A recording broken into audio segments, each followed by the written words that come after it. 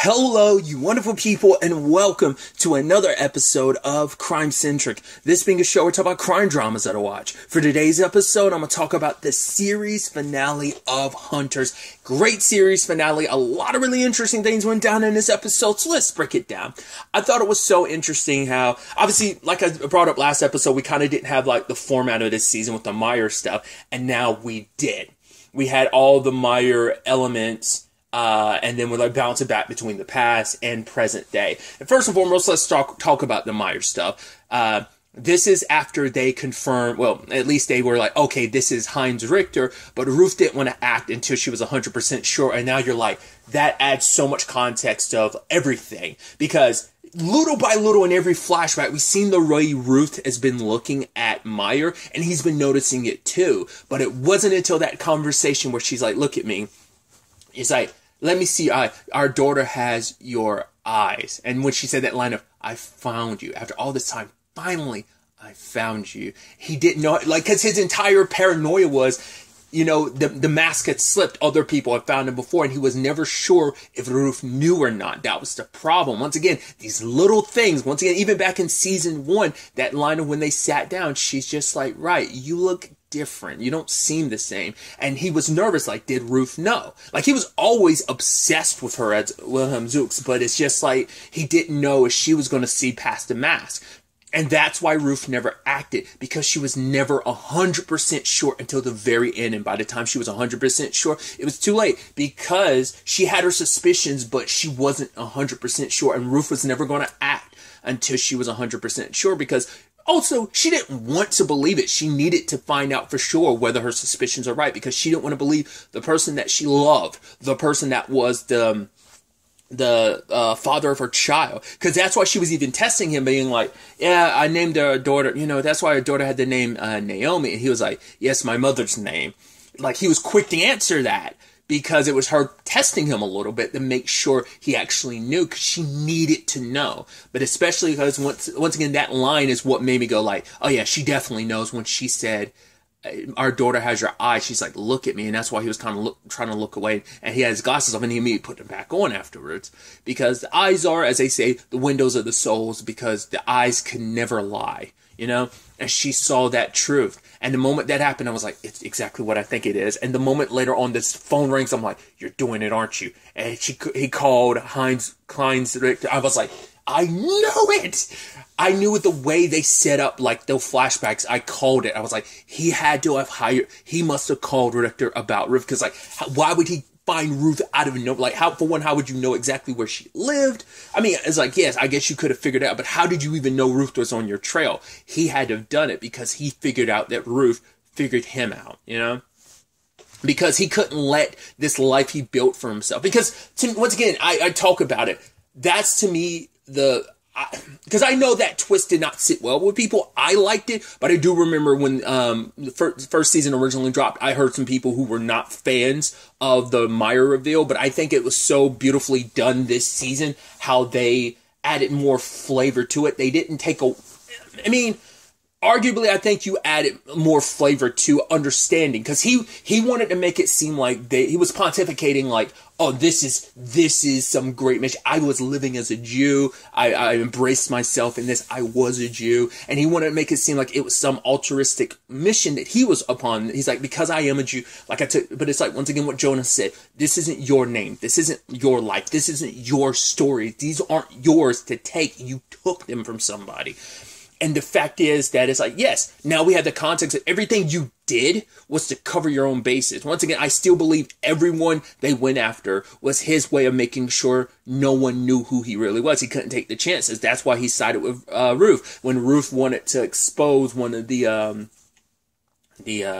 Nazis that she recognized, Heinz Richter, like, the reason why he tried to, like, make it so like, no, don't investigate. Once again, we don't know if it was like that with every contact he pulled, but we saw it at least once. One person wanted to investigate it, but he was like, no, I'm just doing this to appease her, because he's trying to, it just shows you that he wasn't some, like, altruistic person, like, oh, I'm about this mission. It was about keeping himself hidden like the wolf he was in sheep's clothing, or, I think that's the more apt metaphor. And it's not even till the end of the episode that I really got it, where I was like, oh, it's sad. The wolf got both of his grandparents before either one, because I didn't even think about that until like I said, until the very end of the episode. I was like, both of his grandparents, like, the wolf got to them before they could get to the wolf. And that's the sad thing.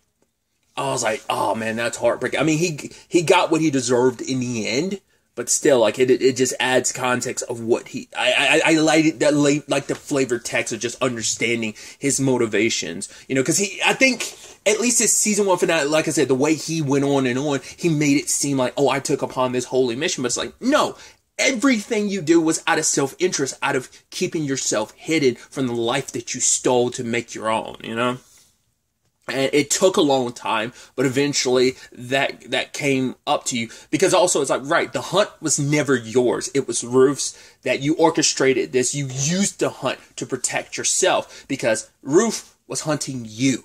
And yes, they got, but their grandchild ended up carrying that torch and getting you. So, and has continued to do what he's done. And that obviously leads into the present day with Hitler's trial. It's been 2 months since his capture. They needed to verify everything with fingerprints and dental records of proof. Yes, without a doubt, this is Adolf Hitler. And now he's going to be on trial. And it's basically a tribunal of like representatives from different countries. One in like Russia, the U.S., Europe, and even someone from Germany, which even that was kind of a little through line, was like, can we really let this person, because some people called in question, because this person, he apparently had ties to the Nazis when he was younger to some extent, but this particular judge, that he did not acknowledge any of that, didn't say anything about it. So now it is this court case, and it's like, right, we have Frankels, who's one of the prosecutors, and then you have Kramer, I was wondering, I was like, why do I recognize that actor? Like, the thing I like best known for is like the movie. I know it's like years and years ago, because the movie came out like 2008. I had to look it up. I was like, oh yeah, that's the dude from Sex Drive. One of the dudes from Sex Drive. It's like, yeah. It's just like, I think that's like one of the only things I really know him from. I mean, he's done a multitude of things, but I feel like that's the thing I like best know him from.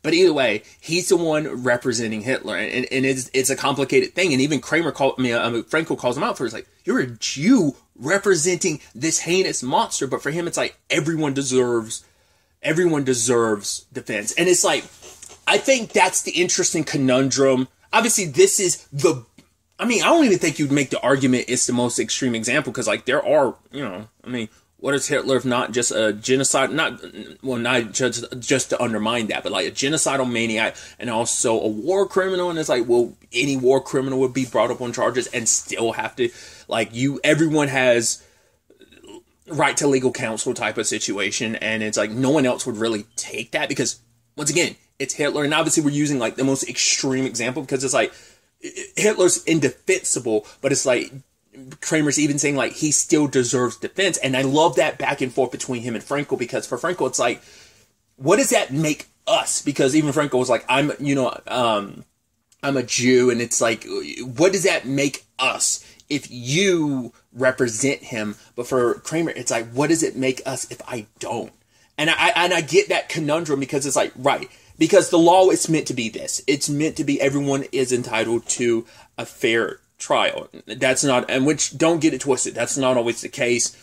That is not always the case. Not everyone gets the proper defense they should. Once again, not everyone's deserving of it, but it's like, right, if not everyone's deserving of it, no, it's a, I don't even know if I'd even go as far as say it's a catch-22, but it is that conundrum where you're just like, no, it's Hitler.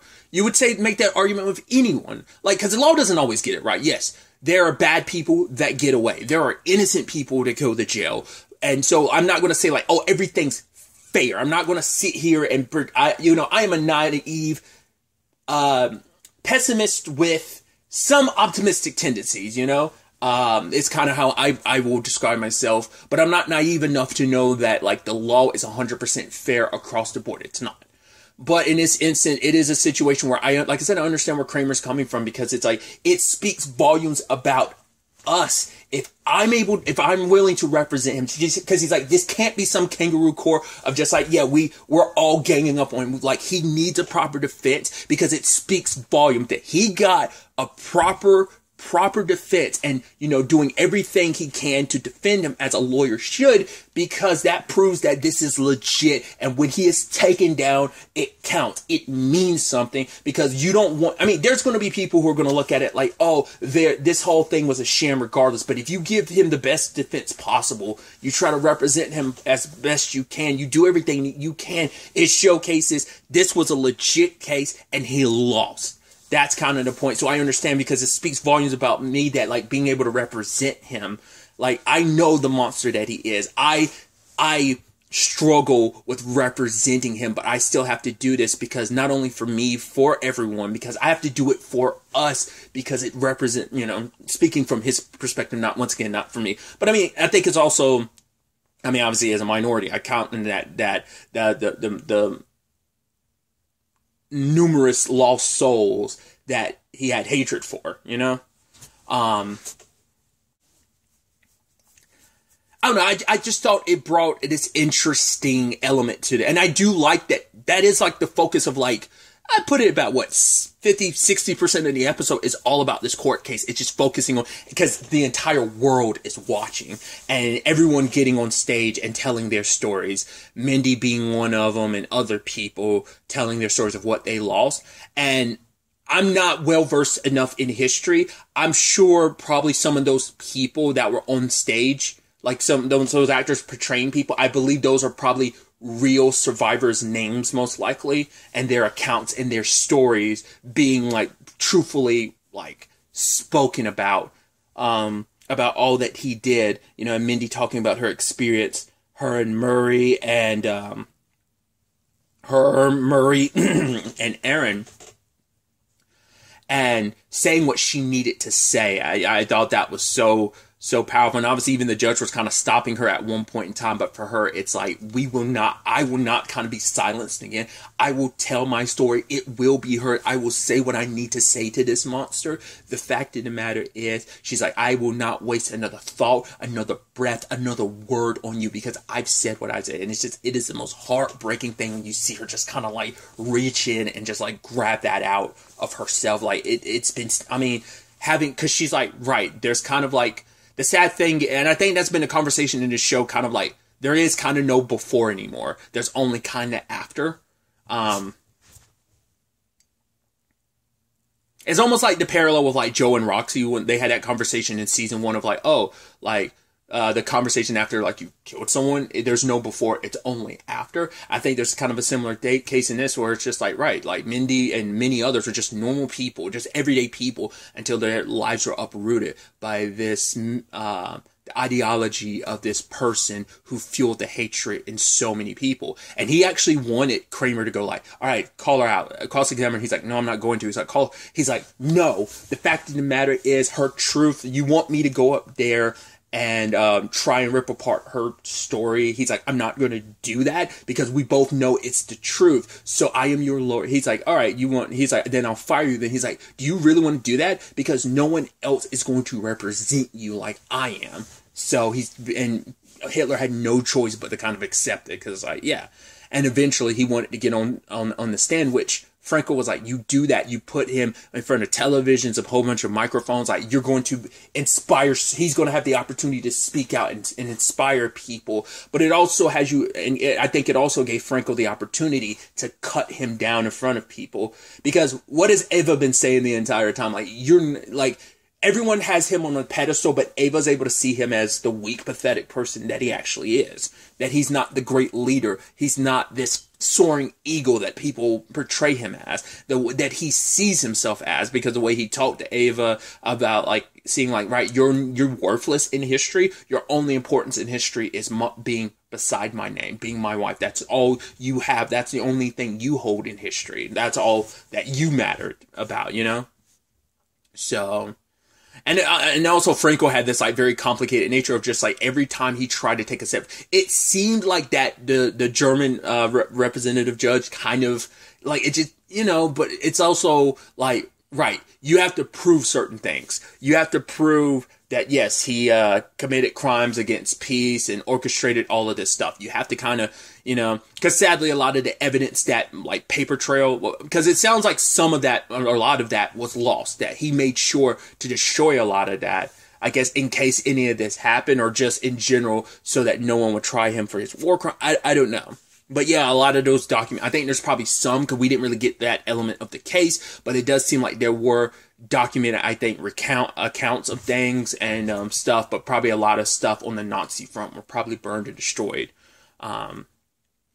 Speaking of Ava, since I talked about it, like, I was like wondering, like, what I was like, well, especially because the trial was taking so much of the episode. I'm like, is Eva? But it's like, right, we saw her, we saw Travis, and they were planning something, and I thought they were going to do something at the courthouse or something like that, but the tribunal, but they didn't. The bombs and everything they were setting up was elsewhere, but we'll get to that soon enough.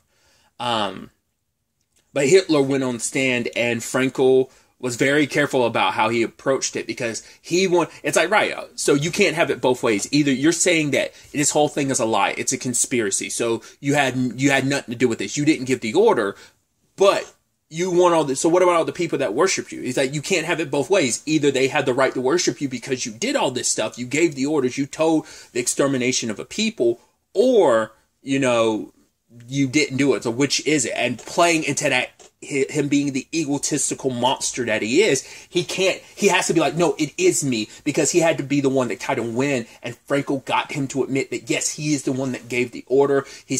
Because Frankel made him go like, oh, like, it's because of you, the lies that you tell, this great Jewish conspiracy. And Frankel's just talking about, like, yeah, the hate that you feel. He's like, yes. He's like, the fact of the matter is, there will always kind of be those hate-filled people, but we will be there to counter you every step of the way, with kind of, with truth, obviously with justice. Like, we will always be there to stand in your way, and you won't just, and you won't be a part of that. Like, even, yes, there will be people who continue to hate. There are those who follow you, who hold on to that same hatred that you do inside of their hearts, but we will be there to stop them every step of the way. And I thought that was beautiful, because once again, especially, like, I think that regard speaks so many volumes, even just kind of with, once again, I talked about it kind of earlier on in the season too, like, about how it's very befitting, sadly. I mean, it never went away. But it feels like it just every time, like, it seems like people come out of the woodwork when it's just like, and when, with anti-Semitism, I mean, just racism in general, but definitely, like, especially in the conversation of anti-Semitism in particular, like I said, just everything that's kind of happened, in more recent times, and just everything, it's just, it feels so poignant, the timing of the show too. I think it was always going to be a poignant conversation, but I think even more so given the current climate and stuff like that, and when we're having those conversations. So, but yeah, he admitted everything, and ultimately they come back and they find him guilty on every charge. He is going away forever and never parole. And the moment, like, he got found guilty, and the moment, like, they saw him getting walked away, and Jonah noticed the pen being open, I was like, is he about to take a cyanide pill? I was like, that's just taking the easy way out. But it was all part of the plan. One of his people rescued him. Luckily, the team was, like, trailing after him. Jonah, as well as the rest of the squad, which I love. What was it? Because everyone was in the courtroom, because I was wondering, like, okay, so we're going to catch up with her. Everyone found their own way into the courtroom. Joe, Roxy, Lonnie, Harriet were all there, along with Mindy and Jonah and Millie. Because Millie's the only publicly known person behind all this, because she had the credentials of being obviously a former FBI agent. So she's actually the one that walked Hitler in. That way the rest of the team doesn't get exposed, because it's not about bringing them to light. They need the anonymity to do what they need to do. So ultimately, Hitler ends up getting away, and it's like, oh yeah, the guy that's like, oh, it's my pleasure to save him. Ava's like, oh no, you're not here to save him. Shoots the guy, and it's like, right. What we're going to do is we're going to kill you and we're going to burn you, and it's going to make it seem like you got away, and it's going to be like, oh yes, the great legend of Hitler. He got away again and he disappeared, never to be found again, because he's actually dead this time. But, and now she's got Travis by her side. It's like, oh yeah, it's my time to lead, but he's like, you are no leader. And she asks Travis to do it, and Travis ends up Travis ends up killing Ava, which I didn't see that coming. I was like, oh, interesting. You treacherous bastard. It's like, you know, whatever. But also, like, I mean, once again, I'm not going to feel bad for Ava Braun. It's like, you're just as hateful as he is. You're just as evil as he is, you know, in this regard. So I'm like, I got no sympathy for me. I was like, oh, okay. You're just two shitty people, you know, saying and doing shitty things to each other. But in his case, it's like, Travis is kind of like, I think it's just kind of like, oh, but no, you're not really a leader. No queen could lead. So even, I guess, getting close to her was part of me was wondering, like, did he do that just because it's like, oh no, like, I serve you, even though he was serving her so loyally. But it's like, no, I don't know whether it's just his machinations of like, oh no, I want to be the one that takes charge, because like, a woman in charge, like, it kind of had that connotation to it. But yeah, shot and killed Ava, and he's like, yeah, let me be the one that actually, and, you know, carries the torch. Like, let me be your successor. And he's like, see these people here? I've gotten fighters. They're people that I got from prison that I got to follow me. And when it was all said and done, Jonah obviously found them, and Travis, his attempt, because he could have gotten away with Hitler, but he didn't, because he was so intent on killing Jonah, but he didn't do either one. Adolf got caught again. The guys that were there with Travis got caught again. Luckily, Joe was there and shot Travis. Sadly, Travis got away, and I was kind of expecting that to come back, but it didn't. But he's still out there somewhere, probably building up the army again and just being the one. I mean, that's also interesting, too, because he doesn't have the legitimacy that he wanted. So he is just a hateful person now. I mean, he can still rally people behind him, like he did the prison situation in season 1's finale, but he, at the very least, he can't do it on a larger scale because he doesn't have Hitler's blessing. So, and Jonah is, luckily wakes up in the hospital and Clara's there. He apologizes to her, and I mean, it seems ultimately like everything ended up working out in that front. They do get married. Afterwards, it seems like, to some extent, I guess you could say, like, everyone kind of went their separate ways, you know? Seems like Joe kind of went off on his own. He's kind of, like, I think that ending, and maybe that's just me, because it was a conversation he had with Clara. I think that was him kind of going back home and just kind of living that dream he had for himself. He has that, you know, and even Roxy's like, yeah, I've heard from Joe. Seems like he's legitimately happy. I also love that Lonnie shows up, and it's like, she's like, oh, Roxy's like, I'm surprised you didn't bring a +1. He's like, oh, I did. And pulls out his Oscar. She's like, do you really? He's like, oh yeah, everywhere I go.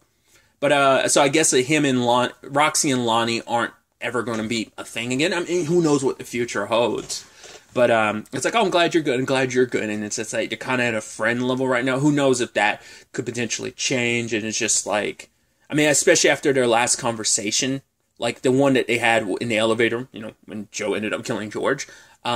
She's just like, I just don't have it in me to look after you. So who knows what that kind of means in the end.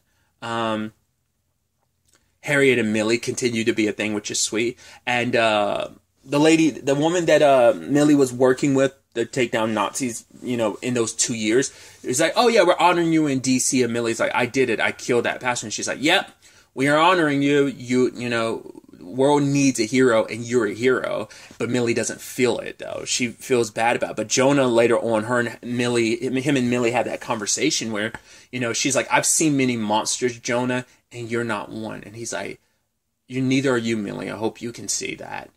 And she still has guilt over that. And I don't know if she ever plans on going back home, because like, if she does, like, I don't know if the FBI is going to come after her. Like, they're questioning her about it, but I don't know if they have her necklace, sure, but I don't know if they have like sufficient enough evidence to actually prosecute her. So that's why I don't know whether it's a thing of, I don't know if that's supposed to imply like her kind of being like wink, wink, nudge, nudge, don't come back home, or just being a thing of, oh, come back home, but we are legitimately going to honor you because you are here. I don't know how to interpret that. I feel like it's the latter. It's the latter, but it could be the former.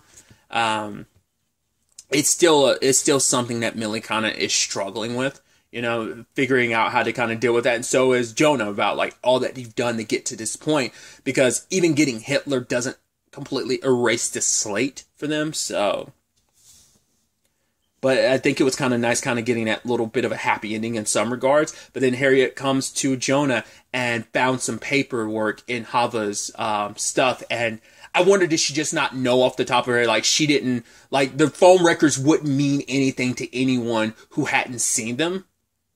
So, I don't think even Hava figured it out about, him. Like, she didn't realize, like, because she probably, like, the only person who would know that's his number, or anyone that actually knew Meyer directly. Like, yes, they had a conversation, but she never interacted with Meyer after that one encounter, I think. So, but Harriet brings him, it's like a gift, and it's like phone record showing that Meyer sent, well, the wolf sent Richter after Ruth because she found him out, you know?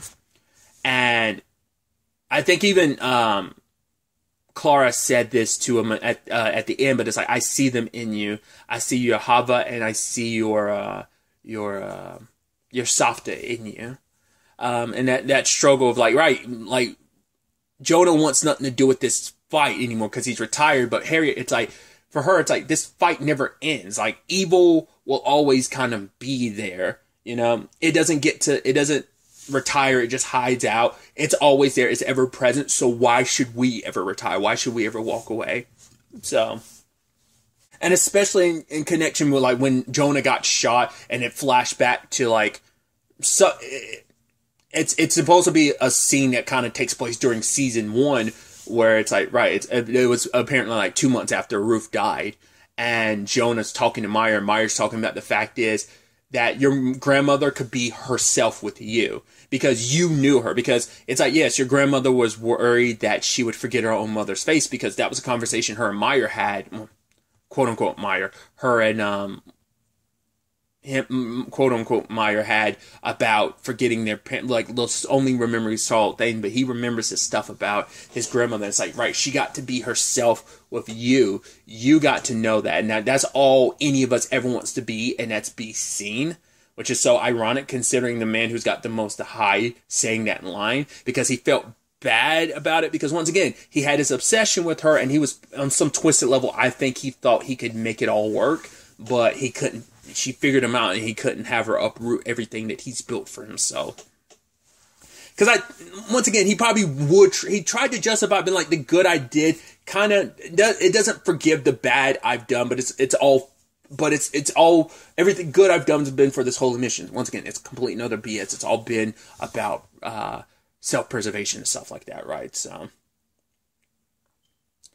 and, we see at the very, very end, when it's all said and done, that it's like, oh, we're in Florida. And it's like, I thought that was it. Because I was wondering if that had anything to do with Travis, and it seemed like it didn't. It's another Nazi that, like, he's got his eyes on, because it's like, right, this fight, like, it's in you now, the hunt's in you now, and I guess it's sadly, there's, even with this happily ever after you've created for yourself, there is no letting it go, which is actually sad on so many levels, because it's like, the argument could be that, yes, he still has his softa in him, but like, the wolf still got his claws in him, and kind of brought this fight to him. He took up, I don't know. There is a sad element to that ending being like, yes, like, that's still a part of him, and it's probably going to end up destroying his relationship with Clara. Because, I mean, I'm assuming who knows if he's still going to go about it like, oh, we're going to kill Nazis. Like, because trying to go about things the legal way, yes, they took down Hitler, but that doesn't mean anything to the other people. Who knows? We'll see. We saw how that all happened for Millie's 2 years, so we'll see. But it's still there in Jonah that he can't let that go, and he hasn't let that go, and he'll continue even after the fact. So he might end up pulling a little bit of a Hava, and end up kind of letting go of her love, who wanted something else, or maybe he eventually can convince Clara to be a part of this. I doubt it, but that's just how I see it. It kind of adds that sad connotation that, I think in the end, he ends up probably following more in his, Hava's footsteps, rather than, his grandmother's in some regards, you know? We'll see. I mean, maybe even history kind of repeats itself a little bit. Him and Clara have children of their own, and eventually maybe the hunt becomes theirs, and stuff like that. So, there's also that beautiful element of, right, Hitler's locked up in it, and they call him by his number. He's like, what? blah, blah, blah, blah number. He's like, no, do you know who I am? And you hear his voice being drowned out by everyone else, because that's the beauty of it. Because that's why a lot of people do what they do, sadly, because they want the recognition. And now it's like, right, all that you said about Ava being only thing is like, right, her name next to it, but it's like, you are nothing now. You are a number. You're not a person. You're just a number. And that means so much in your head. It means so much to really psychologically fuck you up, because you now are nothing. You are remembered as this, but you're locked away. And so many people are able to move on knowing that you're locked up, that you got what you deserve, that you didn't get the easy route out. Everyone knows exactly where you are, and you get to get to fade into obscurity in some regard, because you don't get that recognition of like, oh, they're not heralding you into prison. It's like, oh, it's like, no, you're a number, and that's all you'll be. And for someone who's egotistical like him, it's a blow to his ego. So, I don't know, quite an interesting finale. I really dug it, and I'm so curious how people felt about it. Just in general, like the way this story was told. Once again, just did people enjoy the Meyer stuff? The Wilhelm stuff too, in conjunction? Because once again, it helped add context and flavor to season 1, which it added once again, because it's like doubling. I mean, you have no choice but double down on the Meyer thing, on the wolf situation. But I'm curious, like, did this make that easier for people? Did it change anyone's mind now having this added context of like, right, Roof? Because I know Christian said, like, this was like a while, like I said, back when season 1 came out, I know he had an issue with, I mean, just the reveal in general, but also he's like, right, it made it seem like Ruth, a smart lady like her, didn't figure out. It's like, no, she did, and that's ultimately why she died. So like I said, I like the added flavored context to things. So it doesn't, to me, it doesn't, I mean, maybe for some people it takes away from season 1 in some regards. I don't think it does, but I can understand if it just still didn't work for some people, you know, maybe just this season, maybe the pacing or whatever. I enjoyed it, but you know, that's just me. But I could see like, okay, that not some elements to this not working for people, whether it's the Meyer thing in conjunction with what the story is. I could see that, but I don't know. But like, obviously, these are just my thoughts. Wild series that, once again, when you started this series, you know, oh, they're hunting Nazis. Never would have thought it would have led to, oh yeah, prosecuting Adolf Hitler. You know, it's like kind of like that alternate world history and stuff like that. But a history some people probably be a better history to live in, because it's like, right, he got brought to justice and got what he deserved. It took a while, but yeah, he got locked up, and it allowed not moving on, and once again, never forgetting, always reminded to, and never letting what happened again happen. But he gets to be locked away, and he gets to be kind of a footnote in history. You don't have this string. You're able to live locked away and forgotten, you know? And once again, that's a blow to his ego, where everyone else gets to live on and fight back any evil that kind of uprises in this world, trying to follow in his footsteps. Because, like, right, yes, there will be evil, but we'll be there to counter it, and you just won't be a part of it. Yeah, great show. Hell of a ride. Like always with these situations, thank you to everyone in front of the camera, behind the camera, for bringing us such a great show. And I wish everyone involved the